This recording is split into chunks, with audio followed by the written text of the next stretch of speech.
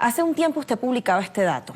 Caspar Weinberger, ex vicepresidente de la omnipotente transnacional Bechtel Corporation, una de las compañías más poderosas de ingeniería en Estados Unidos, y anterior presidente de la revista Forbes, de la cual es accionista el entreguista expresidente Ernesto Zedillo. Ahora le pregunto, ¿el nivel de entreguismo es tal que hay exmandatarios que han participado o han permitido invasiones a su propio país? Es increíble, mira, a grado tal, Lucía, que el mismo Estados Unidos ha publicado que 13 expresidentes que nunca nos hubiéramos imaginado fueron agentes de la CIA. ¿Quieres que diga los nombres? Dígalos. López Mateos, Díaz Ordaz y Echeverría. Y Peña Nieto igual. Pues ve cómo han entregado el petróleo de México. Es la única carta geoestratégica que tiene el país y se regaló. ¿Y a qué se debe que México no tenga una fuerza militar destacada en materia de operatividad, de potencia? O sea, nos cuesta pensar que se debe exclusivamente a que México es un pueblo que no tiene vocación guerrerista.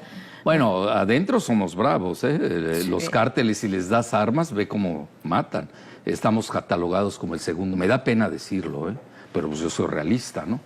El segundo país más violento del planeta después de lo que ha sucedido en Siria, que es una guerra civil. Y además ve cuántos ejércitos hay en Siria. Tienes al de Estados Unidos, al de Rusia, al de Irán, a Hezbollah, tienes todos los yihadistas que financia Israel. Imagina, para que México sea el segundo con mayor violencia en el mundo, se dice fácil. Ahora, mira, esto se debe, esa es mi muy humilde hipótesis. Hay unos tratados de Bucareli que se hicieron en 1923, en las que obligaron al entonces presidente Obregón por Estados Unidos, que no reconocía a ese régimen después de la Revolución Mexicana de 1910, 13 años después, 13 años después. ¿Sí? ¿Qué sucede?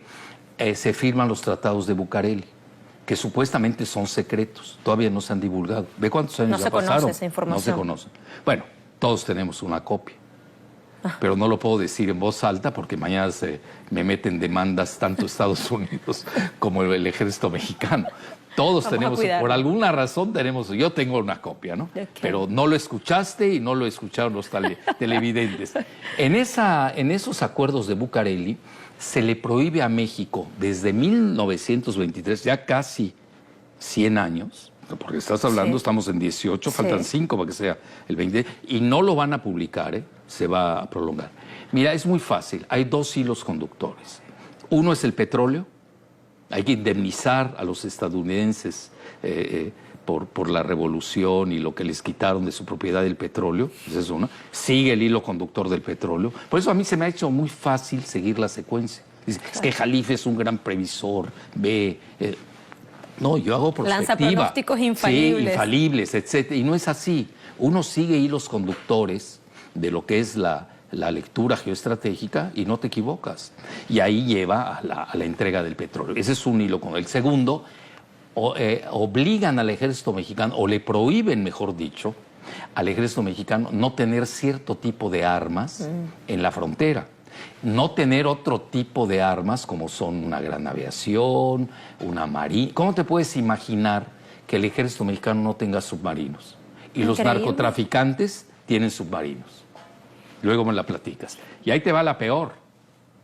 Como si fuera poco los tratados, así les llaman, los tratados de Bucareli, porque fueron firmados en una casona cerca de una calle de Bucareli en la Ciudad de México.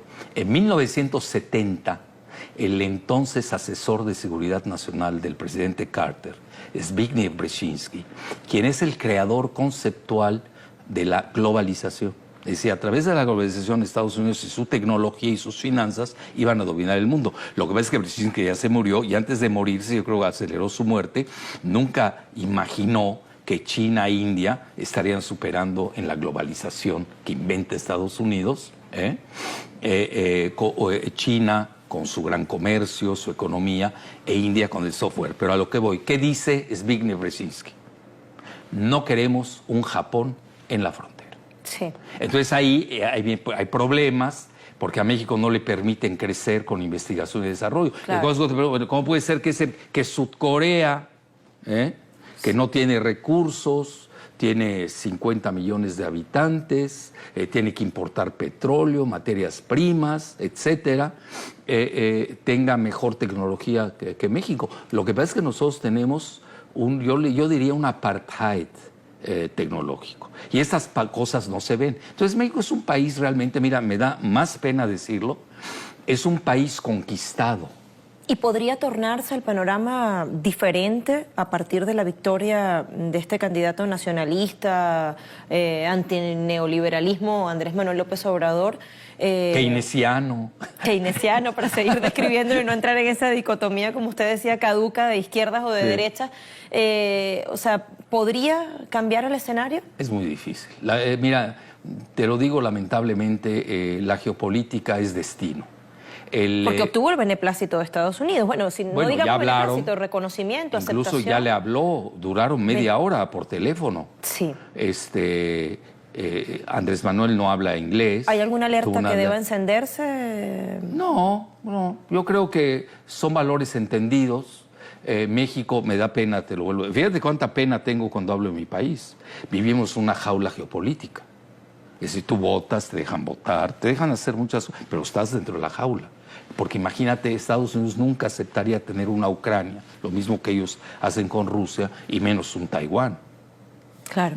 Entonces, no entra en su radar. Es más, Estados Unidos, y voy a decir algo que no le va a gustar mucho a los televidentes sudamericanos, ve su frontera real hasta la parte norte del Amazonas, abiertamente. Ahí están todos los escritos de Kaplan, que es autor del Pentágono, y realmente en sus libros, sus escritos, etcétera, comenta hasta dónde va, incluye el Mar Caribe. Digo, para que estén preparados, ¿no? Es decir, Estados Unidos su línea roja real la tiene plantada en el norte del Amazonas. Y ahí va otra consideración. No es gratuito que tengan 8 bases en la frontera con ustedes. Y no es gratuito que ya pertenezca a la OTAN. Y no es gratuito que Argentina pertenezca a algo que no se maneja mucho, que se llama la extra OTAN. ¿Por qué? Porque no solamente son las Malvinas, que se las quitaron, que a los argentinos, que son mis amigos, los quiero mucho, incluso he hecho un libro sobre las Malvinas, pero a veces se les olvida. Como a Japón, ya se les olvidó que les lanzaron 2 bombas atómicas. Pero no hay que olvidar que Argentina pesa mucho por la cercanía que tiene con la Antártida. Y la Antártida es uno de los puntos de máxima geoestrategia del planeta. Para seguir profundizando, doctor Jalife, quiero que escuchemos lo que dijo en una oportunidad el presidente Enrique Peña Nieto, cuyo sexenio, como se sabe, terminará en diciembre próximo y que tal vez haya salvado a México de una nueva intervención, pero entregando el petróleo mexicano a transnacionales a través de una reforma energética con contratos leoninos y poco transparentes. Mexicanas y mexicanos, me dirijo a ustedes para tratar un asunto de gran importancia para nuestro país. Me refiero a los acontecimientos recientes que afectan la relación entre México y los Estados Unidos. Hace poco más de un año, como responsable de dirigir la política exterior del país, establecí 2 principios fundamentales que habrían de guiar nuestra relación con la administración del presidente Donald Trump. Primero, salvaguardar ante todo el interés nacional, nuestra soberanía y la dignidad de los mexicanos.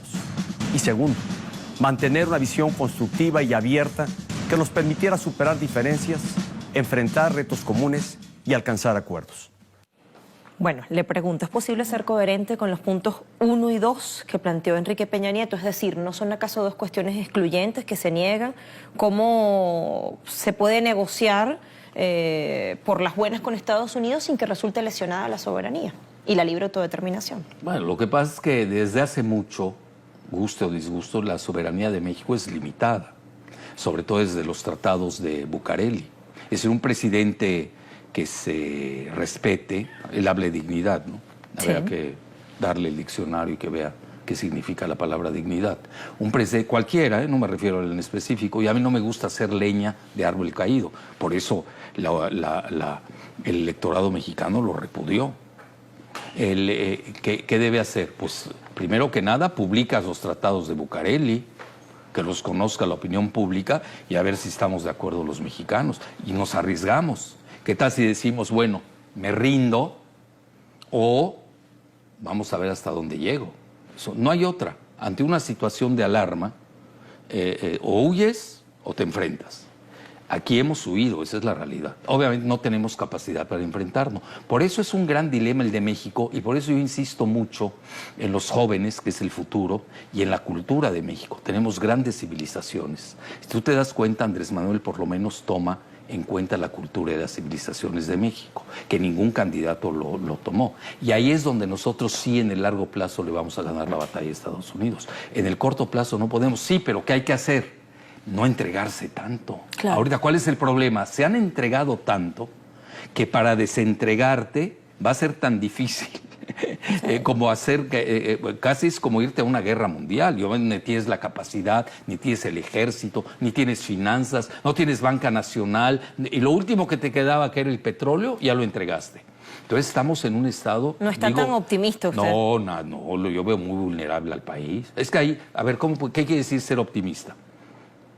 Voy a ser optimista en un cementerio, no sé qué significa eso, ¿no? Es decir, hay que ser realistas. Yo soy muy realista. Nosotros lo único que tenemos que hacer es esperar una implosión que se está dando de Estados Unidos, esperar, tener plan B. ¿Qué vamos a hacer cuando empiece la guerra civil? Por eso tendrá cola en México, ¿no? ¿Cómo dices? Podría tener cola eso en México. Por supuesto, vendrían todos los migrantes. ¿Qué hacemos con ellos? Claro. Oye, tú imagínate un país de 125 millones que tiene un índice de pobreza de los más grandes del mundo. ¿Qué hacemos? Uno de los más que tenemos desiguales. 130 millones de habitantes. ¿Y qué hacemos con 55 millones? Nos acaban. ¿Y qué hacemos sin las remesas? Que es el segundo ingreso nacional. ¿Y qué hacemos sin los ingresos del narcotráfico? Que nos guste o no, se volvieron el primer ingreso nacional. Porque Estados Unidos nos metió en ese plan. Ellos nos han encajonado en todos sus proyectos. Si tú te das cuenta, cada presidente de México le ha puesto un clavo al féretro nacional. Y te lo puedo expresar cada uno que ha hecho. Salinas empezó con el NAFTA, Zedillo siguió con la entrega de la banca. No tenemos banca nacional. Los bancos que tenemos son de carcajada. Hoy los bancos para el petróleo son bancos de inversión porque necesitas de miles de millones de dólares y obviamente no tenemos esa capacidad. Luego tienes a Fox, hizo el famoso ASPAN, que se llama, era la Agenda para la Seguridad y Prosperidad de América del Norte. Ni dio seguridad, pues ve cómo está el país, ni dio prosperidad. Y luego vino Calderón y nos mete al Plan Mérida, que es una copia del Plan Colombia, Y luego vino Peña, que entrega el petróleo. Dio la continuidad también de ese plan. Y ahorita quizás ya se detuvo esto porque Peña unos días antes lanzó decretos para la privatización del agua, que esto está conectado con la privatización del petróleo por el famoso fracking, porque México tiene en la parte noreste del país la tercera reserva de shale gas, que es el gas esquisto. Que ese es el fuerte que hoy está manejando Estados Unidos y que ellos manejarían, porque México no tiene la tecnología del fracking, como tampoco es exclusiva de los tejanos. Realmente un panorama desolador. Muchísimas gracias. Realista. Está bien. Cambiamos el adjetivo realista. Muchísimas gracias, doctor Alfredo Encantado, Jalife. un placer, Lucía. Un honor haberle tenido acá y escuchar sus Honor para mí. consideraciones y sus reflexiones.